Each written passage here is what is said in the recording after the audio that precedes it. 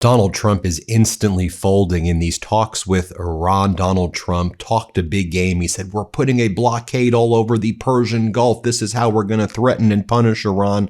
And then Chinese tankers just went right past the blockade.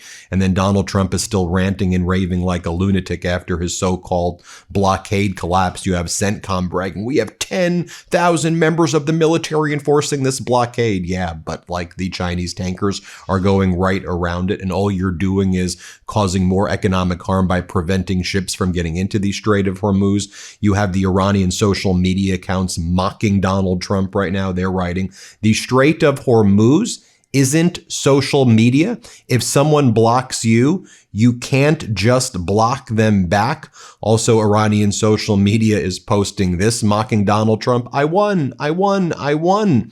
It appears someone is speaking in his sleep. Iranian social media accounts also are posting, if you had said before the war that some Europeans would choose Iran over Trump, they would possibly recommend you a psychiatric evaluation.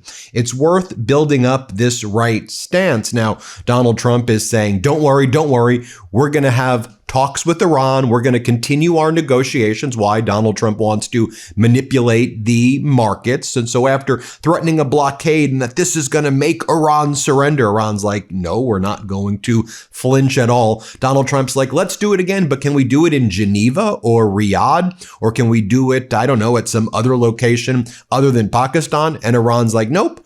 We're going to do it in Pakistan because otherwise it poses a security threat to us. Iran also is like, you're going to have to agree that the United States will let us enrich uranium again. Now, we may delay the enrichment for 5 years or 15 years, but you have to agree to let us enrich uranium.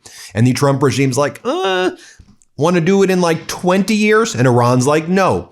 We'll do it in 5 years. We'll enrich uranium again. And so now apparently the negotiations have moved away from getting rid of the Islamic Republic's ballistic missiles and regime change and all of these things, basically. And I guess Iran, in some way, shape, or form, will always continue now to control the Strait of Hormuz, regardless of these negotiations. So now what we're talking about is a much worse version of the Obama deal back from a decade ago, like a more terrible version that is far stronger for Iran. Well, they'll get to enrich uranium at some point in time in the future. Even Mark Levin, who's like Donald Trump's biggest advocate for everything, his biggest propagandist, I should say, says, if reports of a 20-year ban on Iran's enrichment are accurate, and I doubt it, that would be a terrible concession. There's no need for any concessions. The Iranian regime will collapse if we keep the pressure on. Just keep the pressure on.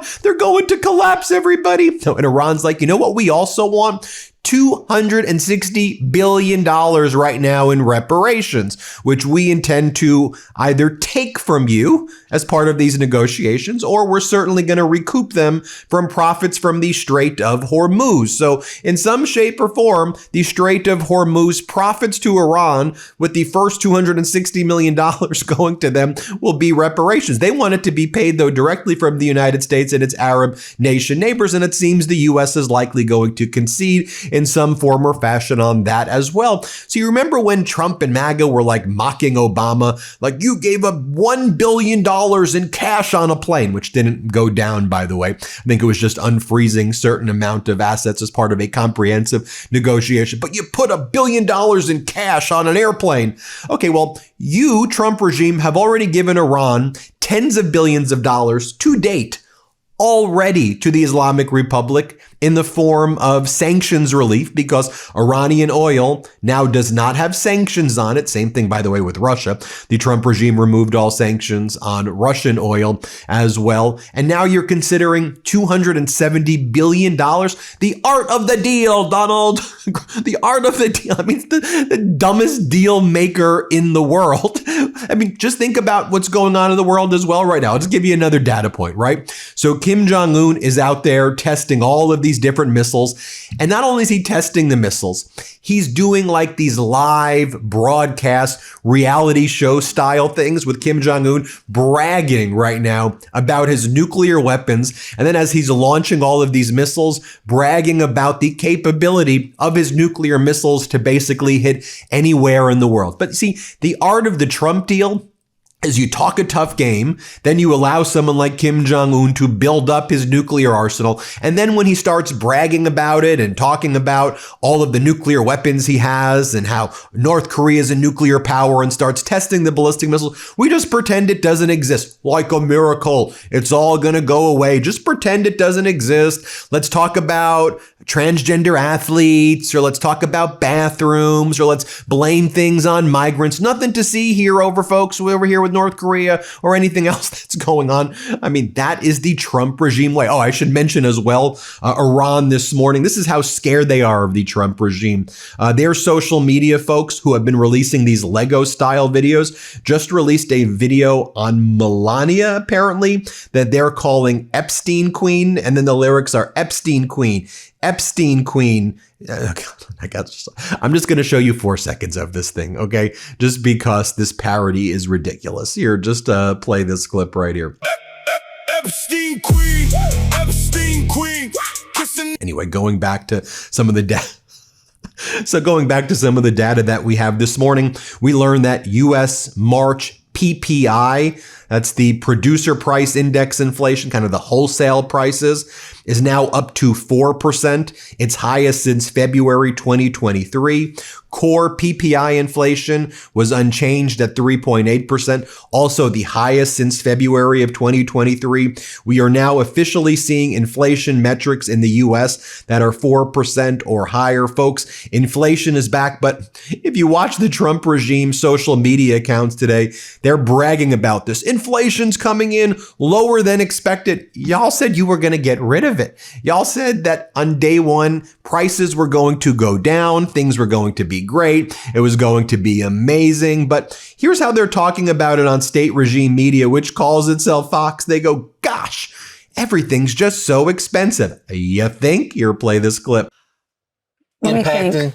Gosh, everything is so expensive. And what happens when you have a child is no longer you buying things for yourself. Right. Everything goes to that child, and you think about them constantly. And here's Donald Trump's top economic advisor, Kevin Hassett's like, yeah, it's frustrating, very frustrating at the pump, but the oil companies are making a lot of money, so that's pretty good. Play this clip. But while it's very frustrating to go to the pump and see what the price of gasoline looks like, that the benefit for oil producers and workers in those industries is significant enough that the GDP effect in the U.S. is much smaller. You also had this other Trump regime official, Todd Blanche, who's now the acting attorney general as Congress returns.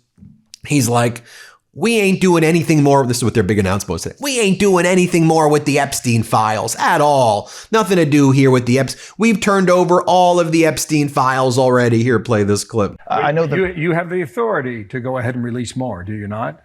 And you have the authority to go to Congress, perhaps? No, we have released everything. So listen, we reviewed 6 million pieces of paper. What we released were anything associated with the Epstein files. So there, we are not sitting on a single piece of paper. Nothing that should be released. If we find something else tomorrow, we'll release it. I don't anticipate we will. So the misguided assumption that there is more to be released is because we reviewed millions and millions of pages within the department, millions of which had nothing to do with Epstein. So it's not as if we looked at a document and said, we're not going to release that. If we didn't release it, it's because it was not responsive to the law and therefore not part of the Epstein files. Donald Trump posting on social media this morning the following: Europe is desperate for energy, and yet the United Kingdom refuses to open North Sea oil, one of the greatest fields in the world. Tragic.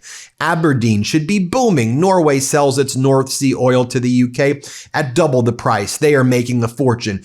UK, which is better situated on the North Sea for purposes of energy than Norway, should drill, baby, drill. It's absolutely crazy that they don't. And no more windmills. DJT. Also, he called into different media outlets this morning, and he's been attacking Italy's Prime Minister, Giorgia Meloni. And he's like, Meloni just says Italy doesn't want to get involved in our wars, doesn't want to get involved in the Hormuz, even though Italy gets its oil from there, even though America is very important to Italy. She doesn't think Italy should be involved. She thinks America should do the work for her. And he's like, you know, she's unacceptable. She's the one who's unacceptable. She shouldn't criticize me for talking about Pope Leo XIV. She doesn't care if Iran has nuclear weapons. I thought she had the courage, but she doesn't have the courage at all. That's what Donald Trump's been saying to different media outlets. Also, here's what Donald Trump said about NATO. I mean, isn't this guy just the biggest pathetic person in the world? While he was making his media calls this morning, he goes, I asked NATO, send whatever they want. But they don't want to because NATO is a paper tiger. You want to talk about a paper tiger, Donald? You talk a big game. I'm obliterating. I'm destroying everything. Regime change. We're wiping them out. They're decimated. They're not, Donald. Iran's actually stronger than ever. You blew up a bunch of bridges. You killed a bunch of little girls in elementary schools with your war crimes. Yeah, you blew up a bunch of universities and infrastructure in Iran. And yes, you did attack a lot of Iran's conventional army, but they still have their fast boats and they're controlling the Strait of Hormuz. They still have got about half of their ballistic missile arsenal. They still got about half of their FPV drones and Shahid drones, if not more, and they are ramping up the production there right now. So yes, Donald, and when you say you're going to do a blockade, like we're doing a blockade of Cuba, nobody's getting through, America, yeah. And then Russia sends its tanker. Excuse me, coming through, Vladimir Putin here, going to Cuba. Donald Trump's like, okay, come on in, Putin. Yeah, real strong. That's what a paper tiger is, Donald, by definition. Or what about when you go, we're doing a blockade of the Persian Gulf, a big, strong, powerful blockade. And then China's like, we're going to send a Malawian flagged Chinese tanker called the Rich Starry. We're going to bring it right through and we're going to just ignore your blockade. What are you going to do about it, Donald? Nothing. That's what's called a paper tiger. Iran sees your weakness. Our former allies see your weakness. The Arab nations see your weakness. By the way, why do you think Europe leaders, like right now, you got Pedro Sanchez of Spain. Why do you think he's meeting with Xi Jinping right now, right? Why do you think the Crown Prince of Abu Dhabi right now is meeting with Xi Jinping right now? You think it might be because the American security umbrella has collapsed under your weak and pathetic leadership while you cover up child sex trafficking rings, while Iran is mocking you and your family? You see what's going on here? Well, that's what I got for my morning report. Hit subscribe. You may think you are all subscribed, but double check. Let's get to 7 million subscribers together. Will you do me a favor this morning as well? One of the best ways you can help this network, for real, tell 10 people you know about this video. Send it in text messages to people you know. Say, give the MeidasTouch network a try. You want to see why it's growing so fast? And show them this specific video of fact-based, receipt-based, play the clip reporting. I'm Ben Meiselas from the MeidasTouch Network. This has been your morning news update. Want to stay plugged in? Become a subscriber to our Substack at MeidasPlus.com. You'll get daily recaps from Ron Filipkowski, ad-free episodes of our podcast, and more exclusive content only available at MeidasPlus.com.